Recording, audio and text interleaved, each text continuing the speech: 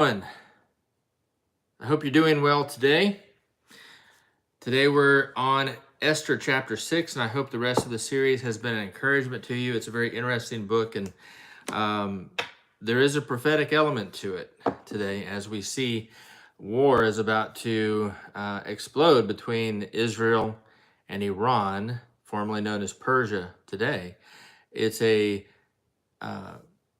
shadow or a type of what began way back here in the book of Esther in the Persian Empire and the persecution of Jews that rose up at that time. So let's go ahead and pray, and we'll get started. God of Israel, we love you. Thank you for your word. Thank you for how you teach us, how you shepherd us. Father, would you please surround us with your presence. Let us feel your presence with us as we study. Fill us with your spirit. I pray you grant us unity as we learn about you, that we would know you better through this study, Father. And that you would bless the viewers who are watching for having a heart to spend time learning of your word. In the name of Jesus Christ, we pray and trust. Amen. Okay. So, Esther chapter 6, where we left off, Haman was basically the king of Persia's top official, has a hatred for the Jewish people, especially for Mordecai. Mordecai is Esther's adopted father, basically, a relative, probably her cousin maybe, but an older cousin. He adopted her basically as a daughter and raised her. Now she is the queen of Persia, but she hasn't revealed that she's Jewish. Everyone knows Mordecai is Jewish. Mordecai is an official in the king's gate. He won't bow down to Haman. This has made Haman furious, and he's convinced the king, the Persian king, to send out a decree allowing all the other people groups of the Persian Empire to attack and kill Jewish people and keep their stuff for themselves on a specific day, the 13th day of Adar, the last day of the Hebrew calendar. And so Mordecai, though, has made Haman mad again. In fact, basically what has happened is he was invited to a banquet. Mordecai told Esther about Haman's decree and the plot. So she asked the king to do a banquet, to come to her banquet and bring Haman with him. And so Haman was very honored. He was happy about this. She said, tomorrow I'm going to do another banquet. Please come back. Again, that is the providence of God, as we're going to see here in chapter 6, of God inspiring Esther to plan 2 banquets instead of 1. Because there's an ironic flipping of the narrative that happens overnight between the 2 banquets. Haman goes home super happy, on top of the world, bragging to his family and friends and his wife about his wealth, his many children, all his accomplishments, that he's second in command over the Persian Empire under the king. But his day is still ruined. It said, even Queen Esther has invited me to hear her banquets.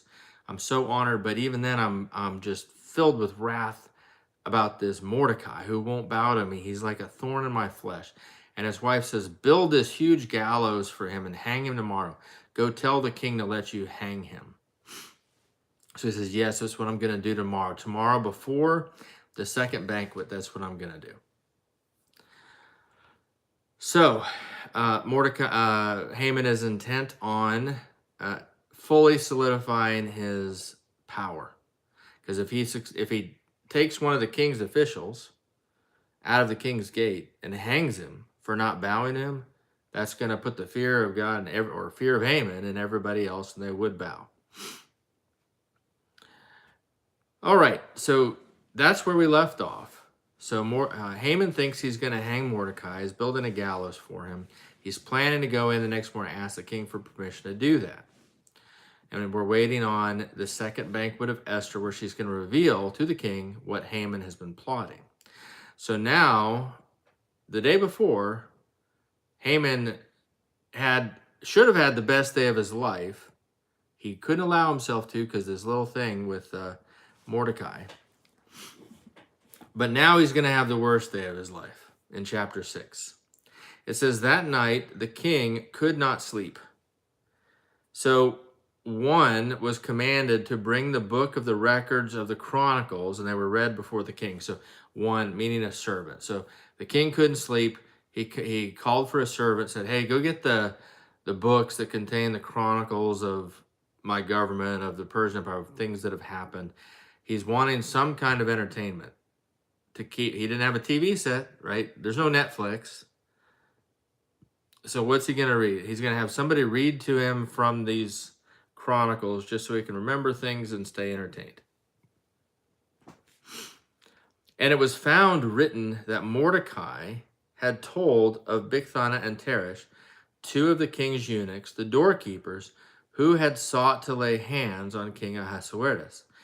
And then the king said, what honor or dignity has been bestowed on Mordecai for this? So if you remember a few chapters back, Mordecai after Esther became queen, he became aware of these two eunuchs that were keep guarding the door of the king, plotting against the king, and he sent information in to warn the king. And the king was saved, and the two eunuchs were killed. And so the king is like remembering this now. He'd forgotten about it. You know, he's a kind of selfish personality. And he said, hey, what did we do for Mordecai for saving my life? What honor or dignity have we done for him? And the king's servants who attended him. Now, I got to say, these poor servants, maybe they could sleep. They want to be in bed, but the king can't sleep. So we're up till 3, 4, 5, 6 in the morning, and who knows? He probably was asleep for a time, but it seems like he woke up. So this is probably very early in the morning. In fact, I think based on what we're going to see is like he hasn't been able to sleep in the early part of the morning, probably 3, 4, 5, 6 a.m. They've been reading from this. And so this conversation would appear to be happening right at dawn or right about 7 a.m., somewhere around there. And you say, how do you know that? Well, because we're going to see that Haman is in the court. Haman has arrived. Haman wants to kill Mordecai. He's going there first thing in the morning, right? So, but he didn't come at 3 in the morning. So he must have been read to from these chronicles for a few hours, and now it's about sunrise. This is my best guess. Anyways, these poor king's servants have had to stay up with him, and they said, nothing has been done for him, for Mordecai. So the king said, who is in the court? Now Haman had entered the outer court of the king's palace to suggest that the king hang Mordecai on the gallows that he had prepared for him. So remember, we were talking about Esther having the bravery to go into the king's inner court without being invited, and the golden scepter had to be offered for her not to be killed.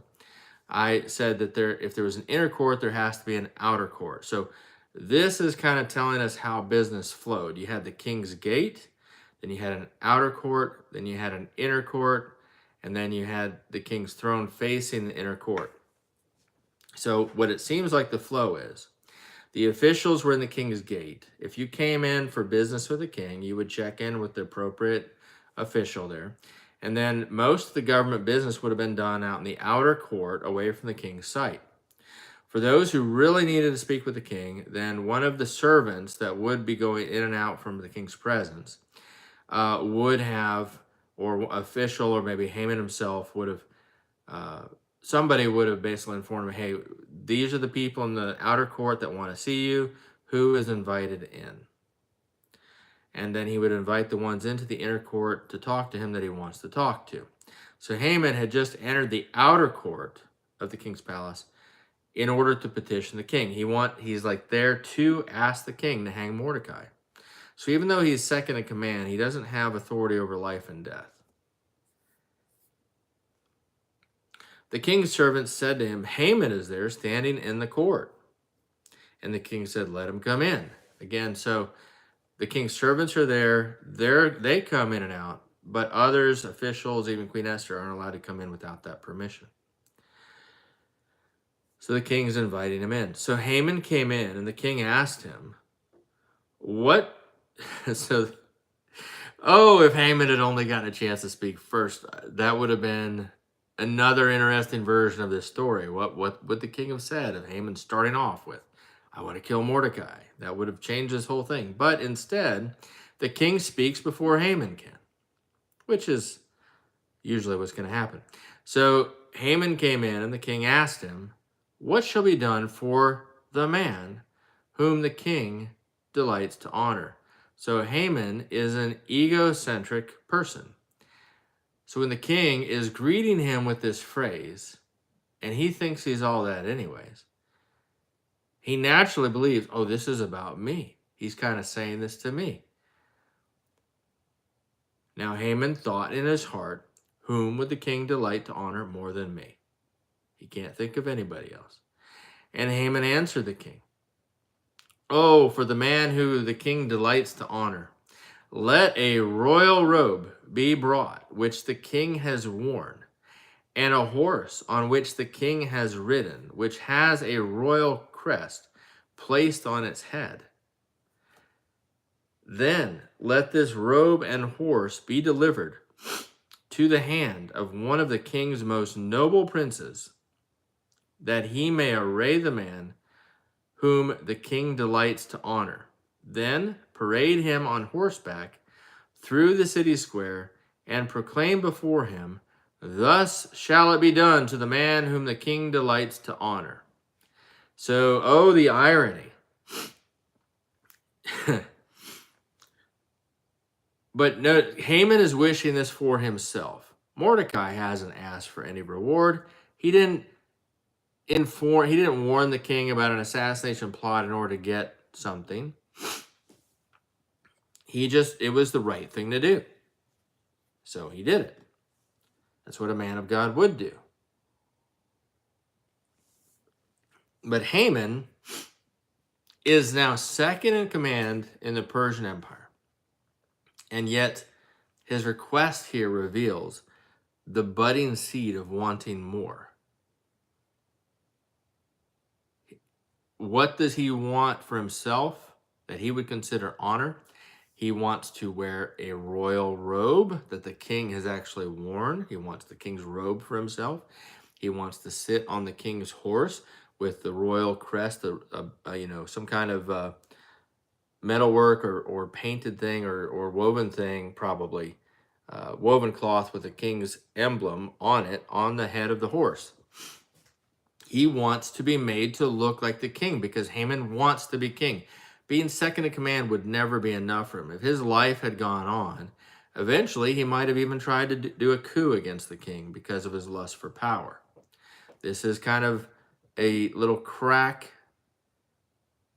of insight into Haman's heart and character and where he was headed. But he says, let this robe and this horse be delivered to the hand of one of the king's most noble princes. He's thinking one of the king's own sons or one of another nobleman. Somebody else of great honor is going to be forced to, even one of the king's sons is going to be forced to put me on horseback, put this robe on me. I'm not going to put it on myself. He's going to put it on for me, and he's going to parade me around town and pronounce to everyone that this is the man that the king wants to honor. Oh man, Haman wants glory for himself. And he can't think of anything short of asking for the throne. This is his best thought of how to get the most honor. But verse 10, then the king said to Haman, hurry, Haman, hurry. Take the robe and the horse as you have suggested, and do so for Mordecai the Jew. Oh, the moment he said that, what must have happened in Haman's gut?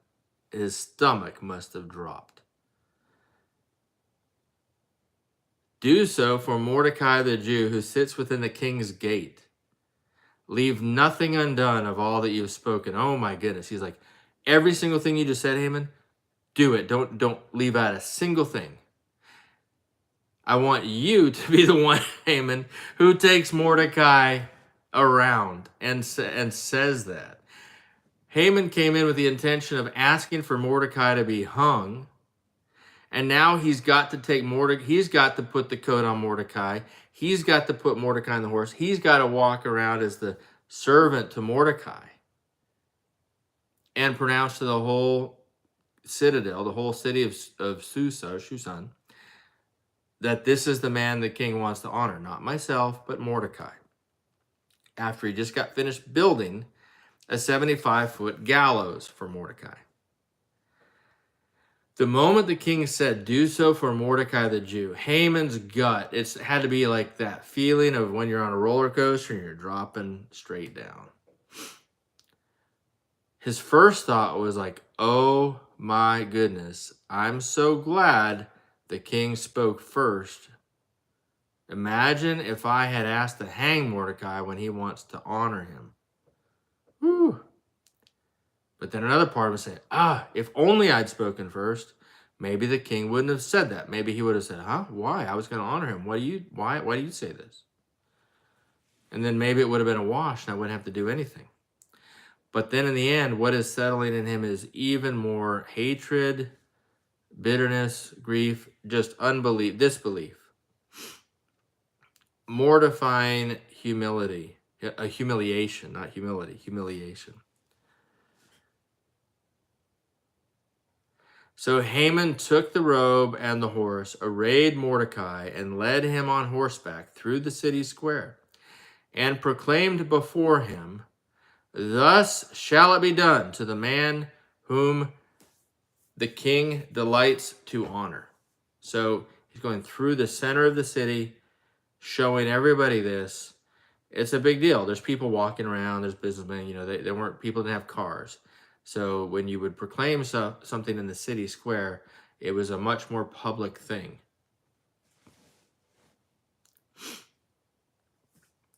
Afterward, what did Mordecai do? Mordecai went back to the king's gate. He didn't take the day off. He didn't say, I'm just going to go sit at home now. Man, I'm honored by the king. I don't have to work today. No, he went back to work. So, okay, going back to work in the king's gate. Because the officials sitting in the king's gate, they're not just sitting there. They're doing government business. But Haman did take the day off. Haman hurried to his house, mourning and with his head covered. So he's not just mourning internally. He's doing a visible act to mourn by covering his head. When Haman told his wife, Zeresh, she's the one who told him to build the gallows for Mordecai, right? And all his friends, everything that had happened to him just the night before, same people, build the gallows for Mordecai.